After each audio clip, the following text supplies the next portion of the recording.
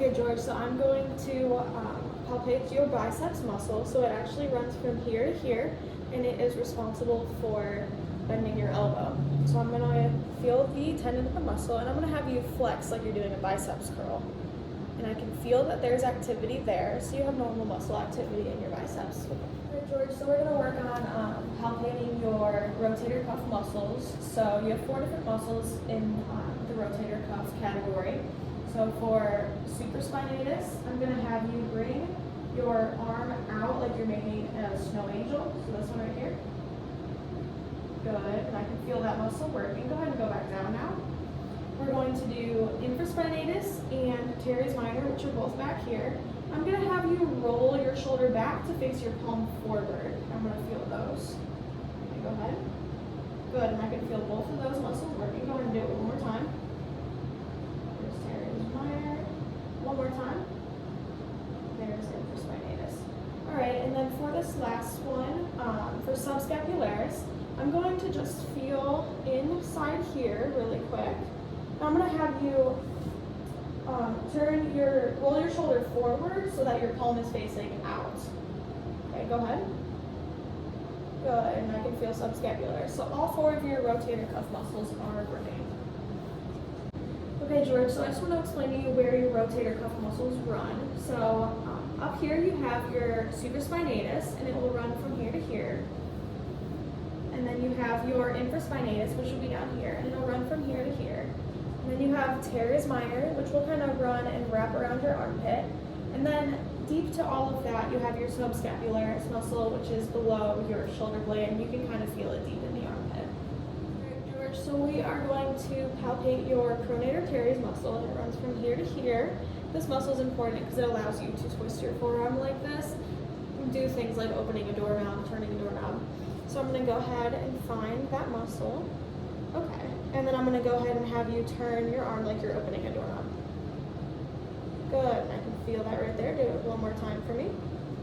Good. So you have normal activity in your pronator teres muscle. All right, George. So I'm going to palpate your supinator muscle.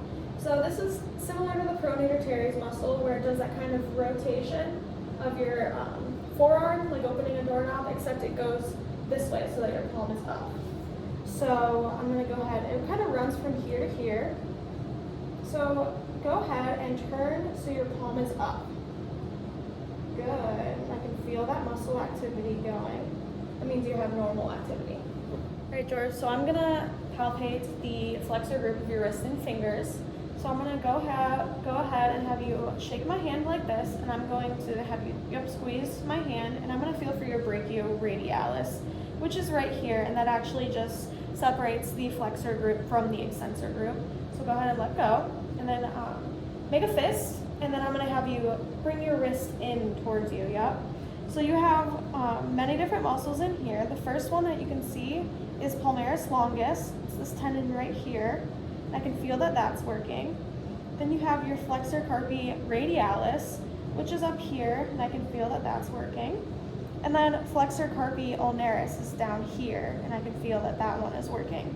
You have underneath your palmaris longus, you have another muscle that is the flexor digitorum superficialis, and I can feel that that's working around the palmaris longus.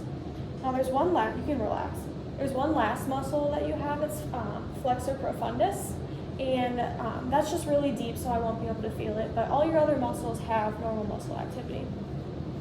I'm going to palpate the extensors of the wrists and the fingers.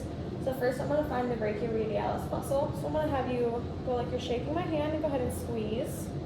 Yep, and I can feel that brachioradialis muscle here. So anything below that is your extensor group. Okay, so same thing with the flexors, except so this time you're going to make a fist the same way, but you're going to pull your wrist backwards. I'm going to go ahead and feel those muscles. So you're going to have your extensor carpi radialis, longus, and brevis in here right below brachioradialis. I can feel those working. Then you're going to have your extensor digitorum. Can you go and really flex for me? Yep, extensor digitorum is right there. And then I'll have your extensor carpi ulnaris right below that, and I can also feel that working. So you have normal muscle activity in that extensor group.